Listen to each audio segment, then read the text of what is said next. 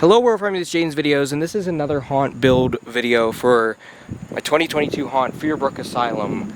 Let me make my way around here. I'm going to show you things that have been done over the past few days on the haunt. Opening night is in 1 week. I'm so excited. As you can see, a lot has changed from the outside since I showed it last, because I didn't show the outside last time.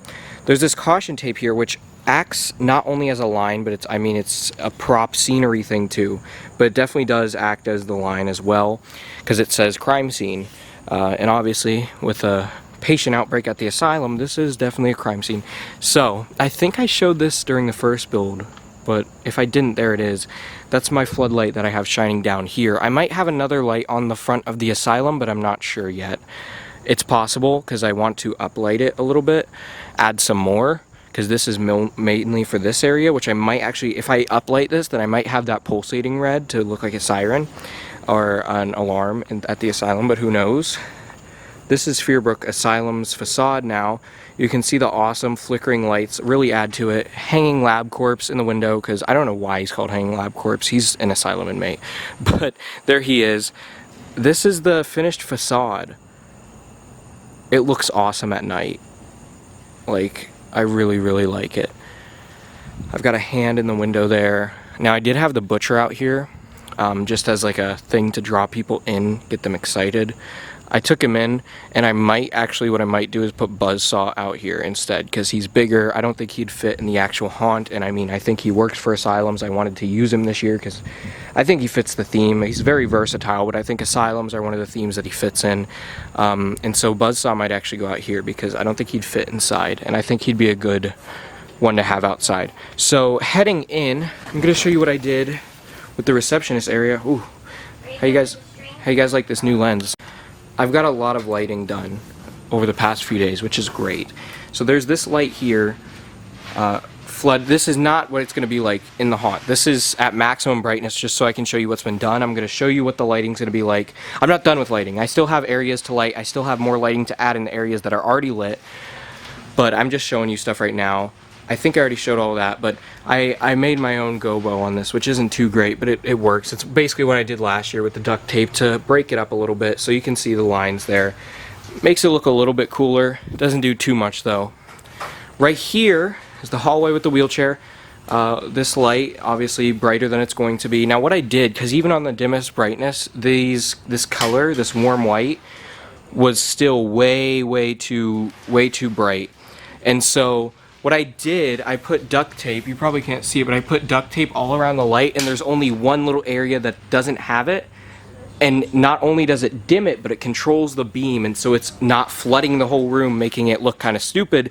It's mostly hitting one area, so it's like hitting this wheelchair area. And even when it's at its full brightness, you can definitely see it made a difference than just flooding the whole room. It actually makes it look a lot cooler, a lot more controlled, and a lot more realistic, I guess.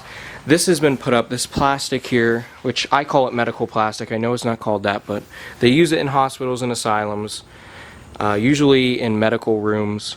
So I put this up for dividers for some of the rooms. Not all of the rooms are going to have it, because some are hallways that lead into other hallways, and I don't think they would have it.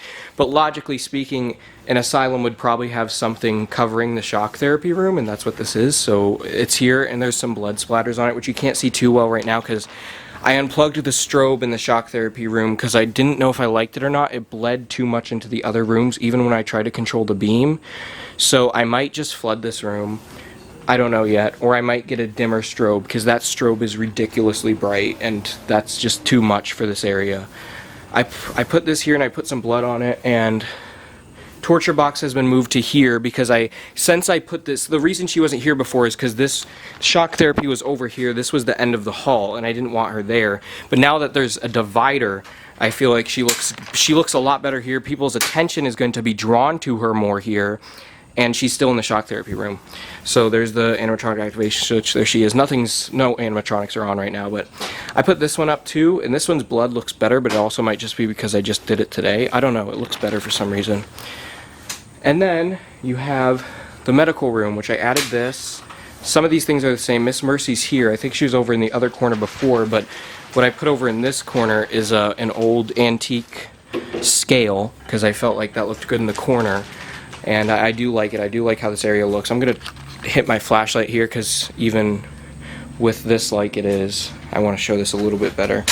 Here's the medical table. I think I showed before, but I added some stuff to it. There's some trays, medical trays with some actual antique medical instruments, including that really awesome syringe, and I put some blood there. Along with those, actual like x-rays, which I put some blood on, and I put blood on some surgical gloves. There's a brain, there's a skull. A lot of cool little details here. I'm going to add more to this room. I'm going to get an antique medical chair, put it, might go in the corner, and then Miss Mercy would have to move again, or it might go there so that she doesn't have to move again, because I don't know where else I'd put her. This divider is going up currently, and then this hallway's here, which I'm going to need my flashlight for this because I don't have any lights in here yet. This is an antique gurney that I have in this hallway, so I think that's pretty cool. And toe tag corpse is going on it as just like a body in the hall, but he doesn't have his cover on him yet, so I'm still setting him up. And then you have the cells, which are currently being worked on. These ones still have to be painted, but this is how it's going to go. These ones still have to be painted a little bit more, the dripping, but there's the cells, and they've got the bars in front of them. I like it. Psycho Sam's going to go in there, so he's going to be either sitting in a chair or sitting on the floor in the corner. I don't know yet. He's going to go in one of these. I don't know which. And that's how that's going to go. And now, here's where the big change is. Something changed in the walkway.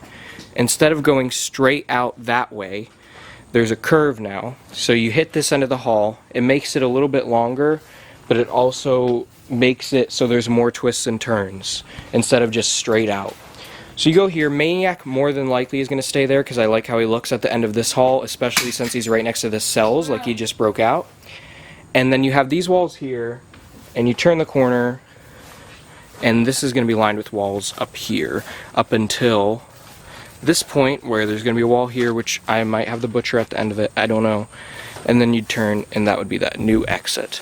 Makes it slightly longer and also adds more turns. And it's a, I have, like, this hallway's pretty narrow, but it's not incredibly narrow. This one is a super narrow hallway, which I think it needed.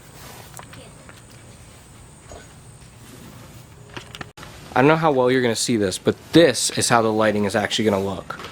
Very, very dim. It was much brighter before I did the controlling, I controlled the beams and stuff.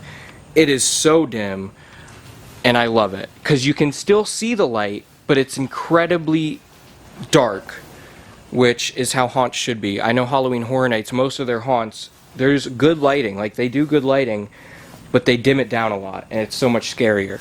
So it is very dark in here. However, the lighting's not done.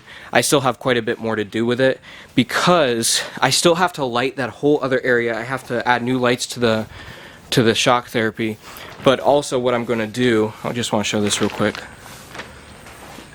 In here, this is dim too. See, as you can see, it controls the beam better so it doesn't flood the whole room like it did before. It mostly just shines on Miss Mercy. What I'm going to do with rooms like that, for example, I'm going to head out to the front. That's not what I'm going to do with those rooms. I'm not going to head out to the front, but that's what I'm doing now.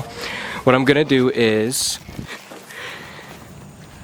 like I mentioned before, add like a red to areas that I want attention drawn to.